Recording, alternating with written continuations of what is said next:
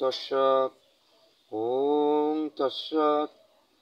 ওং তৎসৎ। অথ শ্রীমদ্ গীতার তথ্য সার কথা।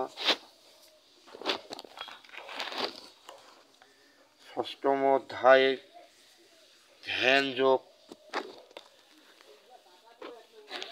ভগবান শ্রীকৃষ্ণ অর্জুনকে আরো পরিষ্কার করিয়া বুঝাইতে লাগিলেন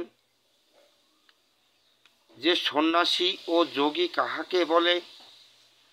সংসার থাকিয়া যিনি কোনো কার্য করেন না বা কোনো কর্তব্য পালন করেন না, তিনি কখনো সন্ন্যাসী বা যোগী হইতে পারেন না।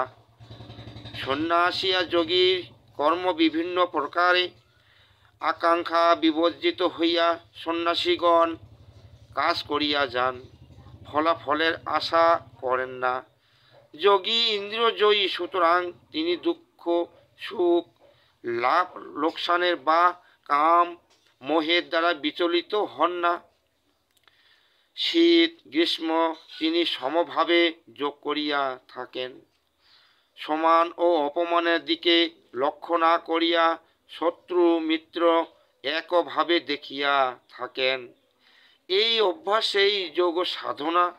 আসন যোগের প্রথম অবস্থা। মন ও দেহকে স্থির ও শুদ্ধ করিয়া আসনে উপবেশন করিতে হয়। অতঃপর ধ্যান বা শ্রী ভগবানের চিন্তা আরম্ভ হইয়া থাকে।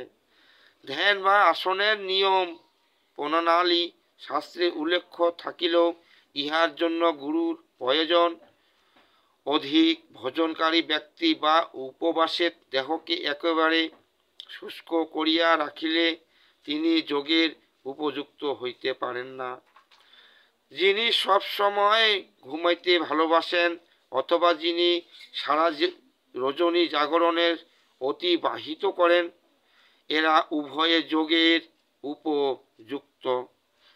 এই যোগাভ্যাস দ্বারা যখন মন স্থির হয়, তখন এক অদ্ভুত পূর্ব আনন্দরসে সমুদয় বাহ্য চেতনা লোপ পাইয়া যায়। তখনই তাহাকে সমাধি বলিয়া থাকে। সে সময় দুঃখ শোক ব্যথা ও মোহের আকর্ষণ মনকে স্পর্শ করিতে পারে না। এই পবিত্র মন ভগবানের আবির্ভাব হয়।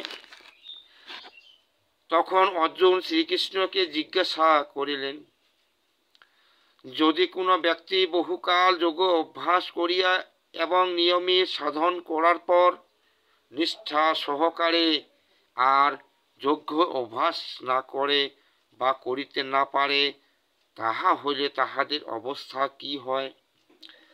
অর্থাৎ শ্রীকৃষ্ণ উত্তর দিলেন যে ঐরূপ ব্যক্তি যোগভ্রষ্ট বলিয়া কথিত হয়। যোগভ্রষ্ট ব্যক্তি ভগবানকে লাভ করিতে পারে না।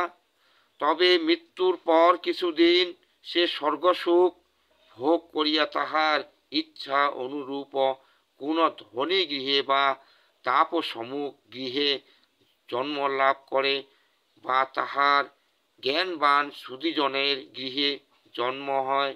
জয় জয় রাধা কৃষ্ণ সীতানাথ প্রেমানন্দে হরি হরি বল হরি হরি বল।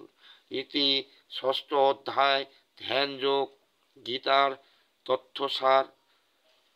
জয় নিতাই, জয় গৌর, রাধে রাধে, রাধে রাধে।